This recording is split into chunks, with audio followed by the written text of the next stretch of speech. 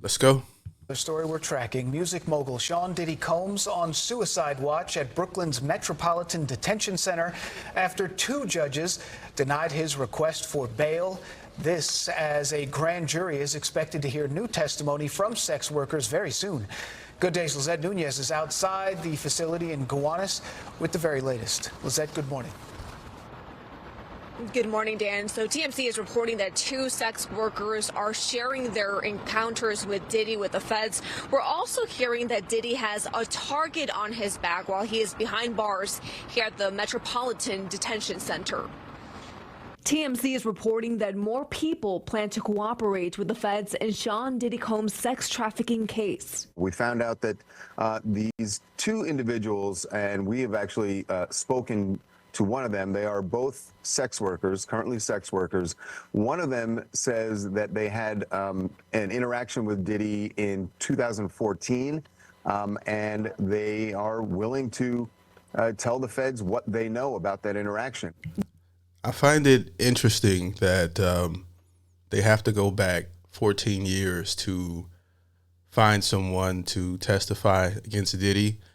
And I also find it interesting that that person also happens to be a sex worker. And by sex worker, I think that's also code for a prostitute. And the last time I checked, a prostitute is also a criminal as well. Not all prostitutes are necessarily victims. Some of them are doing it by choice. But America likes to think as all of them as victims, but that's not the case.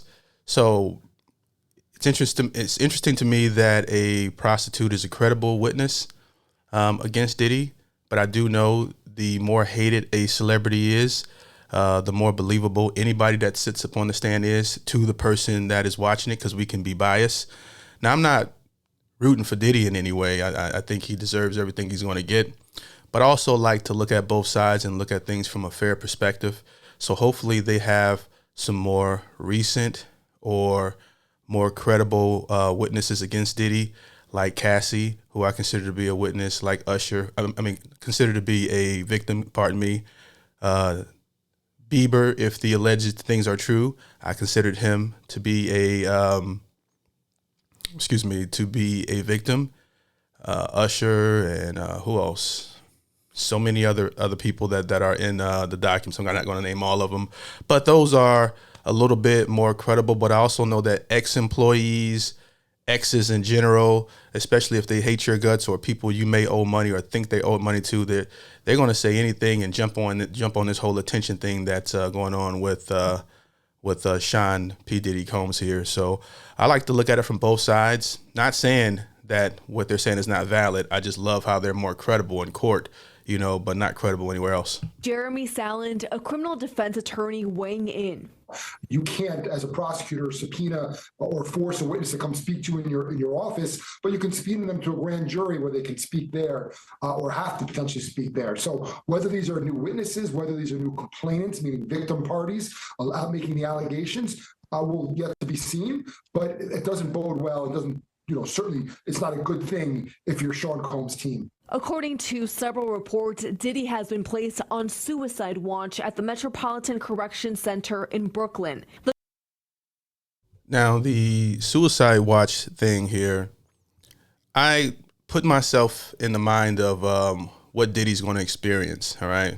And imagine being rich most of your life, most of your adult life, and you're not, just rich. You're rich and powerful. So any desire that you want, you can make it happen with your influence, your money, and your power. And Diddy is the type of person that he has a need to satisfy every fetish and desire that he wants, whether it's food, drugs, women, all these freak offs. This is the type of person he is, and this is what he's been doing most of his life. So to go from that extreme of constantly getting everything you want, then he has an alpha mindset. He likes to be a leader. And he basically is very intelligent as well. Okay. No one's going to deny that Diddy isn't smart and a driven person. And he's sitting in a box now from that extreme to another extreme. He's sitting in a box eating jail food. All right. This is the opposite of his life.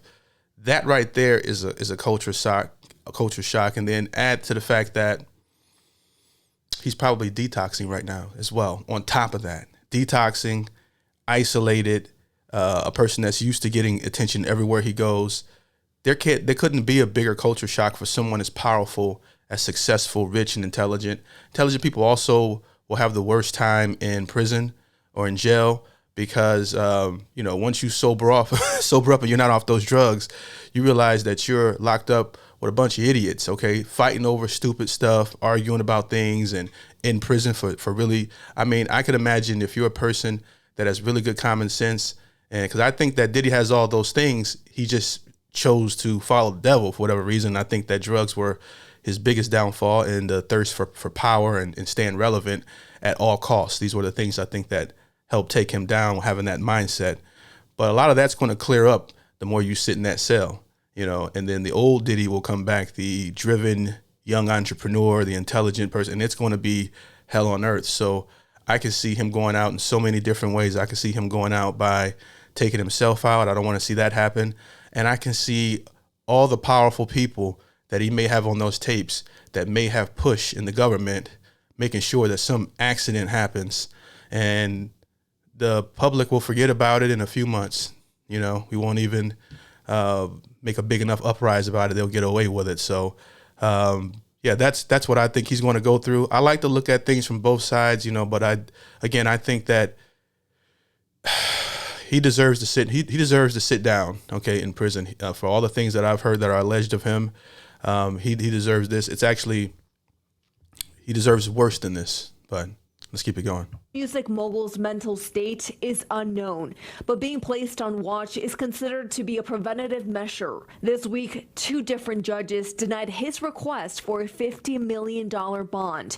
His lead defense attorney is attempting to move him to a different facility in New Jersey as he awaits trial. TMZ is reporting that due to his celebrity status and the allegations, this could bring unwanted attention from other inmates. He's got a bottom grill in his mouth, which is something that originated more so in the South at his age to stay relevant. Diddy would do anything to stay relevant, follow trends, still chasing that thing, trying to keep up with the Joneses. And be a threat to Diddy. What we've been told by a former warden is he's a target. That's the fact of the matter, and that's why they have him in a solitary part of the jail, because they don't.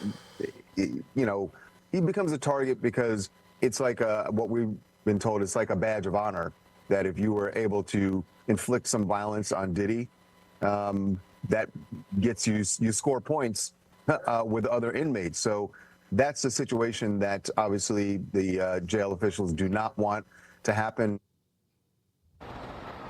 I don't know how I could have forgot about the Cassie video. And seeing a video like that brings back memories from my own childhood. For the few years my mother had custody of me, I remember seeing her get her ass beaten every kind of way that you can think of, worse than what you just saw in that video. So I always had a fear in me as a kid that I was going to be abusive towards women because they say that kids repeat the behavior that they see as a child. So I've always kept that conscious. I actually learned that at a very young age. They said, the things that you see as a child, you tend to repeat them as an adult. So I was like, well, I never want to repeat all the things that I've seen as a child, and I've seen far worse than that video. And to this day, I've never had the desire or been in a situation where I had to put my hands on a woman, and never respected any man that will put his hands on a woman if his life is not in danger. Okay, that's a different case. So to see Diddy do something like that, I don't care if you're high, if you're drunk, whatever excuse that he used, there's no excuse for that. And to know that somebody like him, who has the power to have a security guard or a staff member remove this person, but no, that looks like a case of kidnapping, a woman trying to leave, and then on top of that, you're making her stay by force. Yeah, kind of like I really have no sympathy at all for Diddy, and I'm one of the most empathetic people that I know when it comes to people, and yeah, that's my take on it.